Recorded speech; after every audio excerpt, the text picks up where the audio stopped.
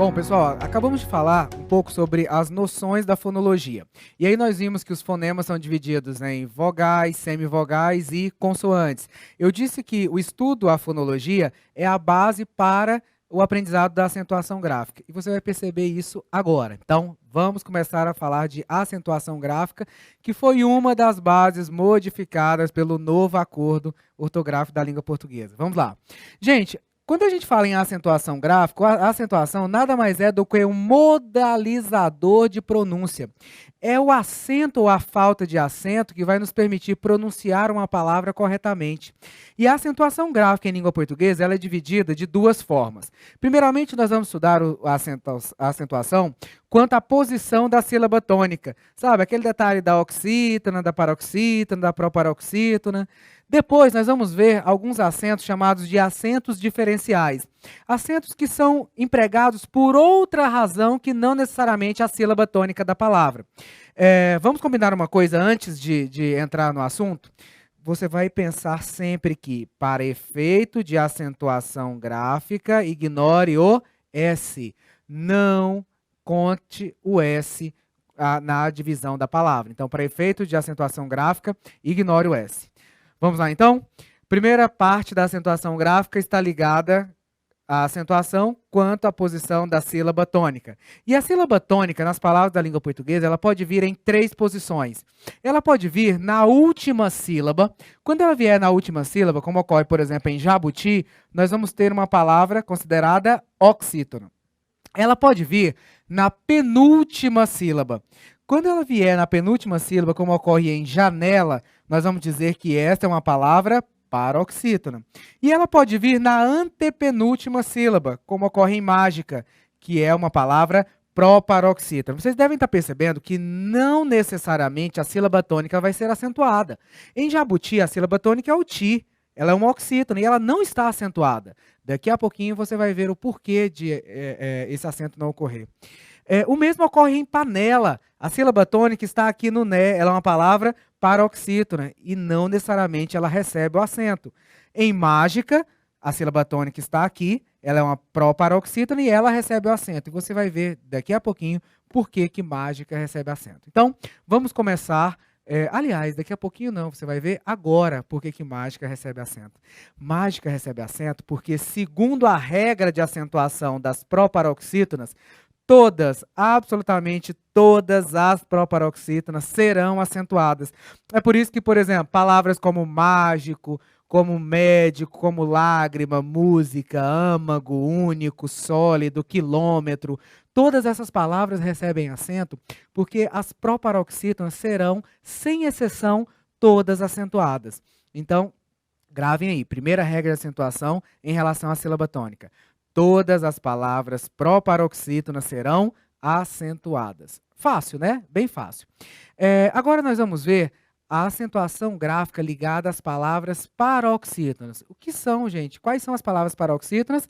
São aquelas em que a sílaba tônica está na penúltima sílaba. Então, aqui nós temos uma palavra paroxítona em janela. E por que janela não recebe acento? Ou melhor, panela não recebe acento? Panela não recebe acento porque, segundo a regra de acentuação das palavras paroxítonas, somente serão acentuadas as paroxítonas não terminadas em A, E, O, em e ens. Panela, janela, todas essas palavras são paroxítonas terminadas em A, então elas não vão receber acento. Diferentemente do que acontece com táxi. Táxi, a sílaba tônica está aqui, então ela é uma paroxítona. Terminada em quê? Em I. Logo, ela não termina em A, E, O, em ens. Tem que ser acentuada. O mesmo acontece com júri. A sílaba tônica está aqui. Ela é uma paroxítona terminada em I. Logo, ela não termina em A, E, O, em e ens. Então, tem que ser acentuada. O mesmo ocorre, por exemplo, com a palavra bíceps. E aí você me pergunta assim, Ricardo, mas bíceps é paroxítona? Sim, olha só, quantas sílabas nós temos? Quantas vogais nós temos? Duas, então, duas vogais. Logo, duas sílabas. Ela é uma paroxítona não terminada em A, E, O, em e ens. Por esse motivo deve ser acentuada. O mesmo ocorre com o hífen, o mesmo ocorre com César, o mesmo ocorre com revólver e muitas outras palavras. Agora, vale lembrar que a maioria das palavras paroxítonas termina sim em A, E, O, em e ens. Por esse motivo que muitas que serão acentuadas são minorias. Então, as paroxítonas serão acentuadas quando elas não terminarem em A, E, O, em e ens. E quando elas terminarem em ditongo. Lembram-se lá do ditongo que a gente estudou agora há pouco, quando falamos sobre a fonologia? Nós temos dois tipos de ditongo, lembram-se? Nós temos o ditongo chamado ditongo crescente e temos o ditongo decrescente. O ditongo crescente, gente, é quando primeiramente vem a semivogal, depois vem a vogal. Como, por exemplo, em farmácia, em série e em amêndoa, você tem semivogais mais vogal. Paroxítona terminada em ditongo crescente, é acentuado. Também são acentuadas as paroxítonas terminadas em ditongo decrescente, como acontece com órgão, como acontece com sótão, como acontece com móveis. Você fala assim, Ricardo, mas móveis não é paroxítona, móveis é aqui, ó, é móveis. Lembrem-se de que eu disse que para efeito de acentuação gráfica você ignora o S. Então vamos lá? Este O vai ser o quê? Vogal. E este E, vogal. E este I, semivogal. Então, móveis, paroxítona, não terminada em A, E, O, em ens, logo terminada em ditongo decrescente. Tem que receber o acento. Vamos então agora às oxítonas para finalizar essa parte da acentuação ligada à posição da sílaba tônica. Bom, continuando, nós estávamos falando agora há pouco sobre a acentuação das palavras paroxítonas. Para finalizar a acentuação quanto à posição da sílaba tônica, vamos falar agora sobre a acentuação das palavras oxítonas. Gente, quando é que serão acentuadas as palavras oxítonas? As palavras oxítonas serão acentuadas quando elas terminarem em A, E, O, em e ens, diferentemente das paroxítonas. Então, quando elas terminarem em A, E, O, em e ens, elas serão acentuadas, como ocorre, por exemplo, com a palavra café, giló, maracujá, amém, parabéns, cipó, neném, pará e assim por diante. Tá bom? Então, quando é que nós acentuaremos as palavras oxítonas? Quando elas terminarem em A, E, O, em e ens. Pessoal, temos que fazer uma observação importante agora. Havia, antes da nova ortografia, uma acentuação ligada à diferenciação dos ditongos orais e abertos, el, oi e ei. Uma das grandes mudanças feitas pelo novo acordo foi a retirada desses acentos nas palavras paroxítonas, justamente para se adequar à regra. Por que a palavra ideia não recebe mais acento? Porque ela é uma paroxítona terminada em A. Por que a palavra plateia não recebe acento? Porque ela é uma paroxítona terminada em A.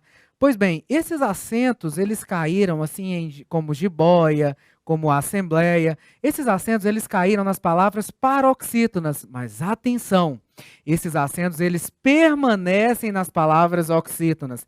Por essa razão, herói, hotéis, chapéus, todas essas palavras recebem acento, porque o acento diferencial dos ditongos orais e abertos, el, oi e ei, permanecem nas palavras oxítonas.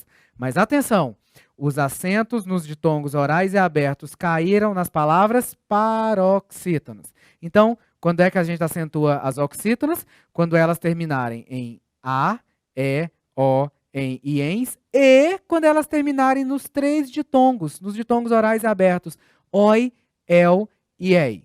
Tranquilos? Para finalizar essa parte da acentuação quanto à posição da sílaba, nós vamos falar um pouco sobre a acentuação dos monossílabos tônicos. O que é um monossílabo, gente? O próprio nome já fala, monossílabo, que há apenas uma monossílaba. Os monossílabos tônicos, eles serão acentuados quando forem formados por A, E e O. Exemplo, pá, pé, pó, já. Todas essas palavras recebem acento por serem monossílabos. Além disso, lembrem-se de que os ditongos el, oi e ei serão acentuados também nos monossílabos tônicos. Razão pela qual a palavra céu, a palavra réis e a palavra dói permanecem acentuadas. Entenderam? Agora o que a gente vai fazer? Nós vamos fazer um resumo, vamos fazer uma recapitulação de tudo que nós vimos até agora, das regras de acentuação ligadas à posição da sílaba tônica. Venham aqui, venham comigo.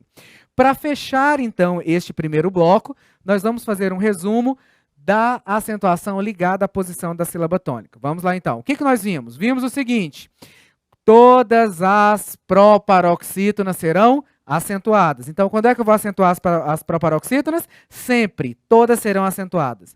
Quando é que eu vou acentuar as paroxítonas? Em duas situações.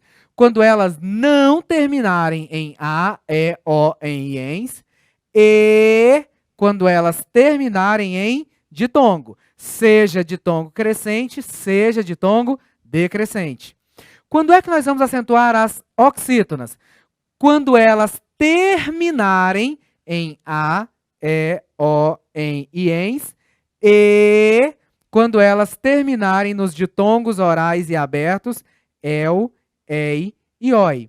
E por fim, acentuaremos os monossílabos tônicos quando terminarem em A, E e O, e também quando terminarem em el, ei e oi. Então, vimos até agora o primeiro bloco da acentuação gráfica, o primeiro bloco ligado à posição da sílaba tônica, que pode ser oxítona, que pode estar, numa palavra oxítona, proparoxítona, paroxítona ou monossílabo.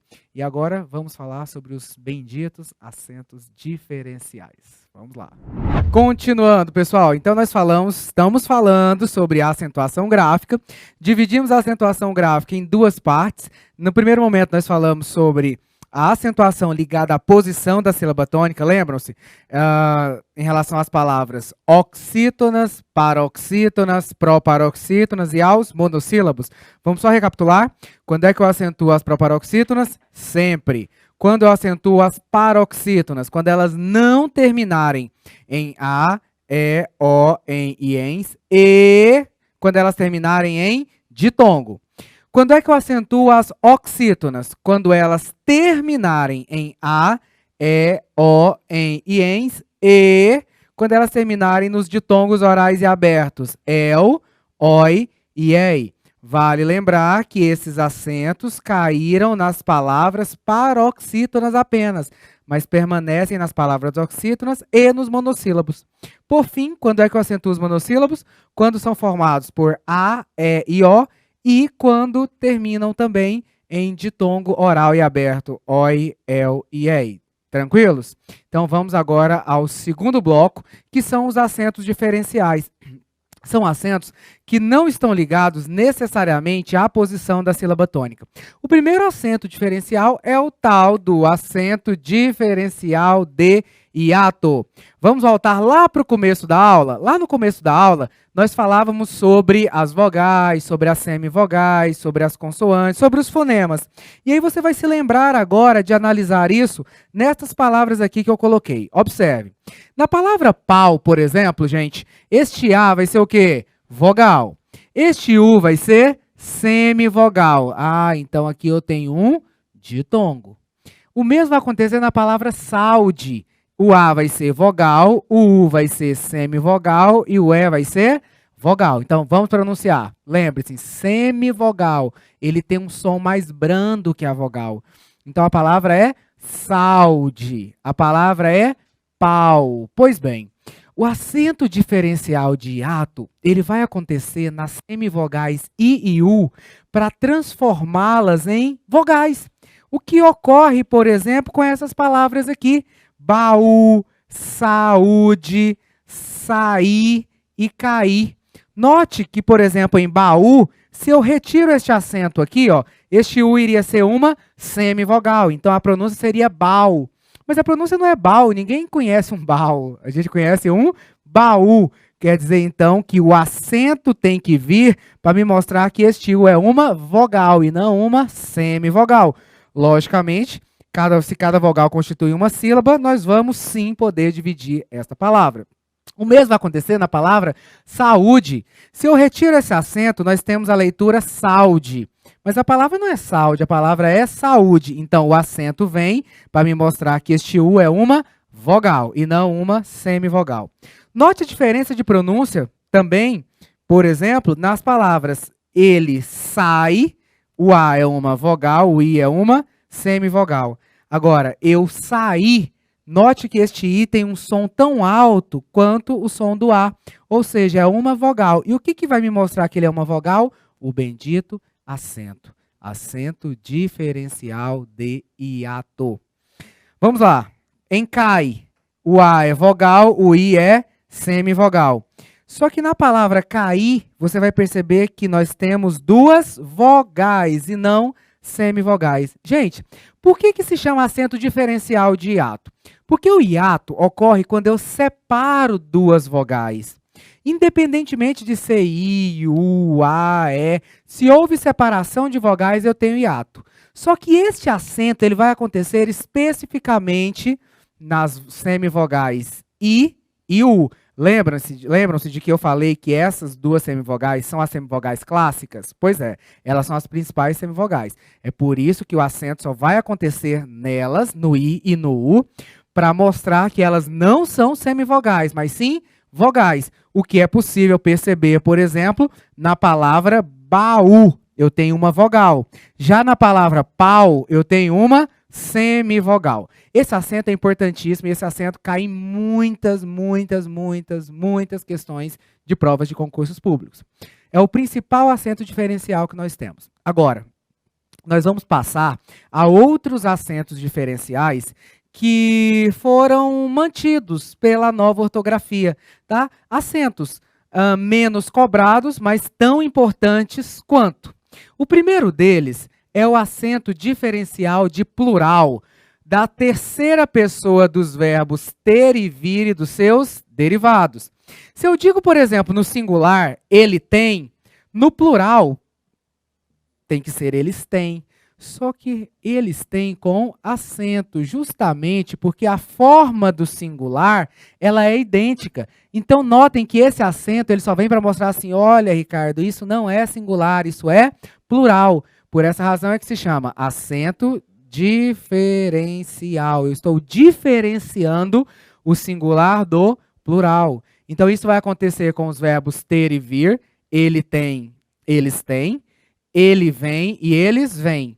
E vai acontecer também com os derivados desses verbos. Notem, eles mantêm, eles contêm, eles retêm, eles detêm, e assim por diante. Os derivados dos verbos ter e vir, na terceira pessoa do plural, eles também, gente, trarão esse acento diferencial, o acento circunflexo.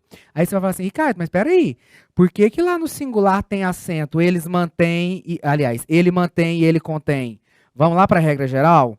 Isso aqui é ou não é uma oxítona? Quando é que eu acentuo as oxítonas? Quando elas terminam em A, E, O, em e ens. Então, em mantém e contém, o acento vem pela regra geral. Agora, justamente porque a terceira pessoa do plural ela é idêntica, ocorre um outro acento chamado de acento diferencial. E aqui nós estamos diferenciando o singular do plural. Tranquilos? Vamos então agora para o terceiro caso de acento diferencial em língua portuguesa. O terceiro caso, gente, é no pôde. A forma verbal pôde, o pretérito perfeito, manteve o acento para diferenciar de pode. Então, no presente é ele pode, sem acento. Mas no passado é ele pôde. E esse foi o único acento diferencial que foi mantido nas palavras paroxítonas. Lembrem-se, as paroxítonas terminadas em E não são acentuadas, só que esta aqui é. Esta aqui, o pôde, para diferenciar de pode, recebe acento. Acento diferencial de tempo verbal. Então, eu posso dizer, por exemplo, hoje ele não pode me ajudar, mas ontem ele pôde me ajudar. Ou seja, o acento ocorre aqui em pôde para mostrar que é pretérito. Pretérito perfeito. Tranquilos? Próximo acento diferencial. O próximo acento diferencial vai acontecer no verbo por, para diferenciar da preposição por, que é idêntica. Então, todas as vezes em que nós utilizarmos o verbo por, esse verbo ele tem que ser acentuado. E aí, você fala assim, Ricardo, quando é que eu vou saber que é verbo e não preposição? É só trocar o verbo por colocar. Por exemplo, pediu para eu pôr a carta no correio. Pediu para eu colocar a carta no correio. Então, este por aqui, ó, ele tem que ter acento, porque este por é o verbo. E aí, o verbo por recebe o acento diferencial para não ser confundido com a preposição por. Tranquilos? Facultativamente, o substantivo forma pode ser acentuado. É óbvio que eu vou ler da mesma forma a forma de bolo, sem acento. Mas eu posso acentuá-lo, porque esse acento ele ocorre de forma facultativa, no substantivo forma. Não vai mudar a pronúncia, independentemente de eu colocar acento ou eu não colocar acento, porque ele é facultativo, o substantivo forma, né, a forma de bolo, vai ser sempre pronunciado forma e pode ou não ser acentuado, porque é um acento facultativo, acento diferencial. Tranquilos? Gente, então estes aqui são os acentos diferenciais que há em língua portuguesa, os acentos diferenciais que havia e que foram mantidos pelo novo acordo. E aí, para finalizar a nossa matéria de acentuação, nós vamos falar sobre o famosíssimo e o já finado trema. O trema em língua portuguesa, a partir da nova ortografia, ele deixou de existir. Não há mais trema em língua portuguesa. Não há mais trema na língua portuguesa, exceto, com exceção de nomes próprios. Então, por exemplo, antes da nova ortografia, palavras como 50, palavras como sagui, palavras como linguiça, sequestro, todas elas eram marcadas com este trema justamente para me mostrar que este U deveria ser pronunciado, que este U não era como dígrafo, por exemplo, de guerra, de queijo, né? Se você pronuncia a palavra queijo, você vai perceber que aqui ó, tem um dígrafo, mas você não fala 50, você fala o quê? 50. Então, este U deve ser pronunciado, por isso que havia o trema, para mostrar que este U não é dígrafo, que este U é apenas uma semivogal que deveria ser pronunciado. Pois bem, mas a partir de 2009, este sinal aqui, ele deixou de existir. Então, não se grafa mais 50, linguiça, sequestro, sagui com trema. Obviamente, a gente não vai pronunciar linguiça, sagui, sequestro, né? A reforma ela é ortográfica e não fonética, e não fonológica, tá bom? Agora, vale lembrar que o trema ele permanece em nomes aportuguesados, em nomes estrangeiros, como, por exemplo, Otávio Miller e a famosíssima Gisele Bündchen, com acento, o trema ali no Bündchen. Tranquilo, gente? Essa foi a nossa primeira aula do nosso curso. Hoje nós falamos sobre acentuação gráfica e fonologia, ou melhor, falamos sobre fonologia, aspectos de fonologia e acentuação gráfica. Nós precisamos falar, né, no começo da aula, sobre os fonemas. Vimos que esses fonemas podem ser vogais, semivogais e consoantes. Vimos que o mais importante deles para a gente são as semivogais, porque elas constituem o quê? Constituem ditongos e tritongos. Aí nós fomos para a parte de acentuação gráfica. Na parte de acentuação gráfica, nós vimos que a acentuação é um modalizador de pronúncia. E aí nós dividimos a acentuação em duas partes. A acentuação ligada à posição da sílaba tônica. Falamos sobre o acento nas proparoxítonas, que sempre vai acontecer. Falamos sobre o acento nas paroxítonas, que vai acontecer quando não terminar em A, E, O, N e ENS, ou quando a palavra terminar em ditongo.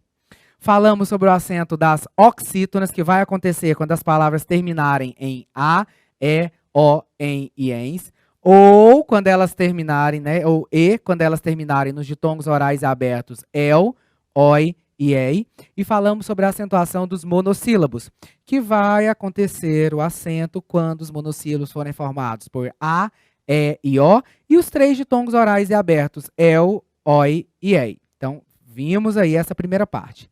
Agora, acabamos de ver a acentuação ligada à questão da diferenciação, que são chamados acentos diferenciais. O primeiro acento diferencial, o famosíssimo, é o acento diferencial de hiato, que vai acontecer nas semivogais i e u, para transformá-las em vogais. Agora lembrem-se, obviamente este i e este u vai ter que estar ao lado de uma vogal.